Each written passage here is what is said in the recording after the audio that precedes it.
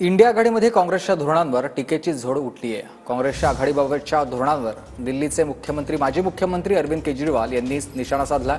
4 दिवसांपूर्वी दिल्लीमध्ये आदित्य ठाकरे आणि राऊतांसह ठाकरेंच्या खासदारांनी केजरीवालांची भेट घेतली।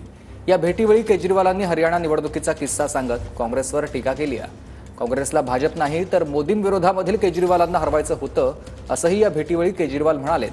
या भेटीवेळी झालेल्या चर्चेचा तपशील आजच्या सामनाच्या रोखठोकमधून समोर आला आहे। काँग्रेस बरोबर युती झाली असती तर बरं झालं असतं। अरविंद केजरीवाल यांनी युती होऊ दिली नाही असा आक्षेप आहे। नाही, मी पूर्णपणे काँग्रेस बरोबर निवडणुका लढवण्याच्या बाजूने होतो। मग काय घडलं? मी तुरुंगात असताना हरियाणाच्या निवडणुका झाल्या। राघव चड्डा हरियाणाचं काम पाहत होते। ते मला तुरुंगात भेटायला आले।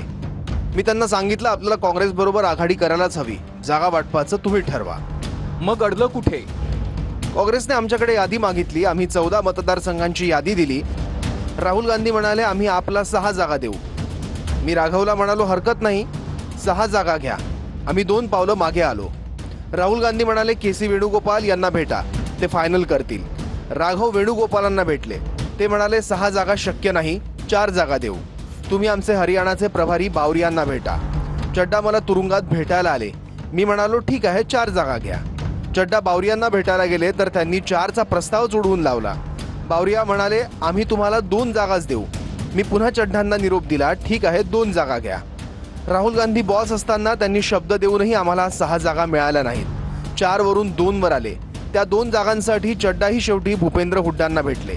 हुड्डांनी भाजपचा गड असलेल्या भागातील 2 जागा आम्हाला देऊ केल्या। ही काँग्रेसची युती धर्माची व्याख्या। आम्ही काय करणार? हे झालं हरियाणाचं। दिल्लीतही वेगळं घडलं नाही।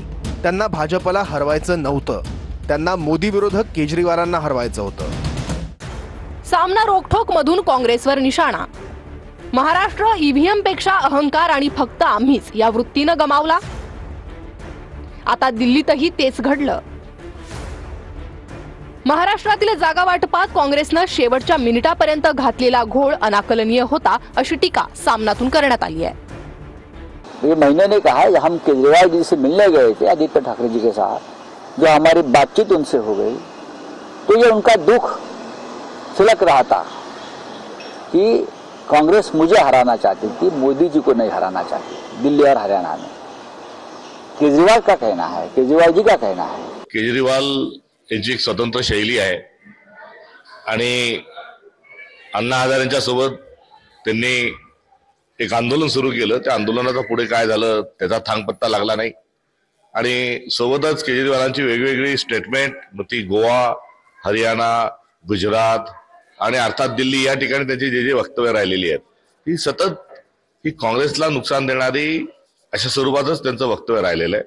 त्यामुळे केजरीवालांनी एकदा ठरवून घ्यावं की त्यांना नेमकेपणाने कोणाच्या विरोधात लढायचं आहे।